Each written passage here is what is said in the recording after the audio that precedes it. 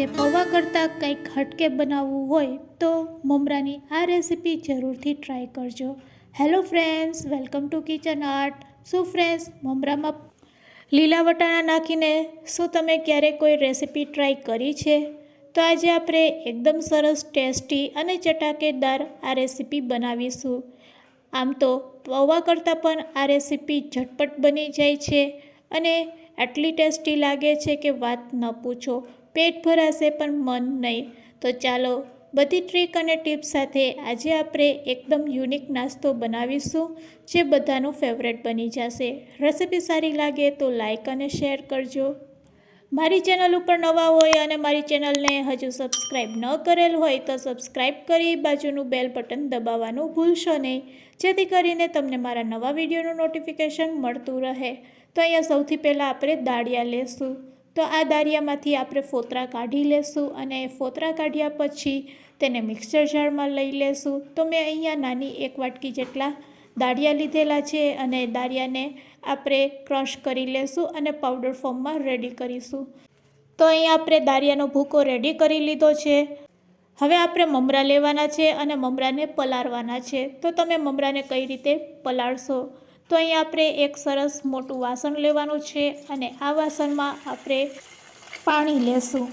હવે આ પાણીમાં આપણે મમરા પલાળવાના છે. તો મેં અહીંયા એક નાની તપેલી જેટલા મમરા લીધેલા છે અને બધા મમરા છે તે આપણે પાણીમાં એડ કરી દઈશું. પાણીમાં એડ કર્યા પછી તરત જ તેને હાથેથી આ રીતે મમરાને પલાળી લેશું અને મમરા પલળી જાય એટલે બંને હાથેથી આ રીતે આપણે મમરાને પાણીમાંથી દૂર કરી લેશું. તો અહીંયા આપણે મમરાને આ રીતે જ ખાલી પલાળવાના છે. તો અહીંયા મેં બધા મમરાને આ રીતે પાણીમાંથી કાઢી લીધા છે અને હવે આ પાણીને આપણે દૂર કરી લેશું. તો મમરા આપણા સરસ પલળી ગયા છે.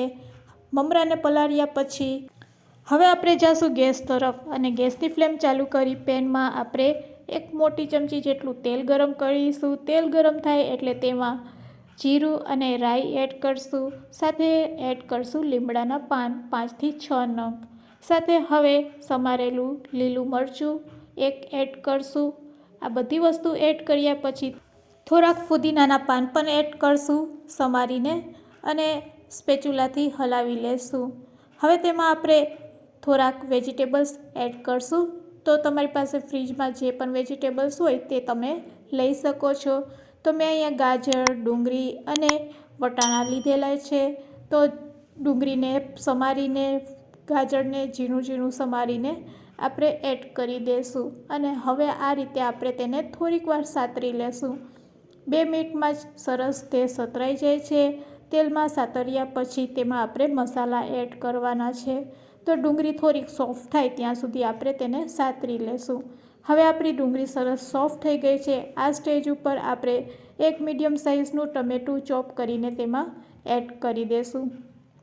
ટમેટું એડ કર્યા પછી તરત જ હવે તેમાં આપણે મસાલા એડ કરવાના છે. તો અહીંયા આપણે રૂટિન મસાલા જ એડ કરશું.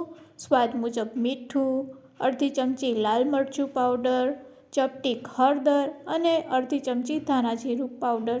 બધા મસાલા એડ કર્યા પછી આ મસાલાને આપણે સારી રીતે હલાવી લેશું અને આ રીતે હલાવ્યા પછી આપણે થોડીક વાર માટે તેને આ રીતે જ કૂક કરીશું એટલે મસાલા બધા સરસ કૂક થઈ જાય. તો અહીંયા મસાલા સરસ કૂક થઈ ગયા છે. તેલ છૂટું પડવા લાગ્યું છે. બસ હવે આ સ્ટેજ ઉપર આપણે એડ કરવાના છે પલાળેલા મમરા.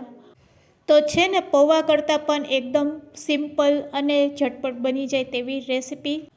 એટલી સિમ્પલ છે, એટલી ઇઝી છે કે ઝટપટ બની જશે અને ખાવામાં એટલી ચટપટી અને સ્વાદિષ્ટ લાગે છે કે વાત ન પૂછો.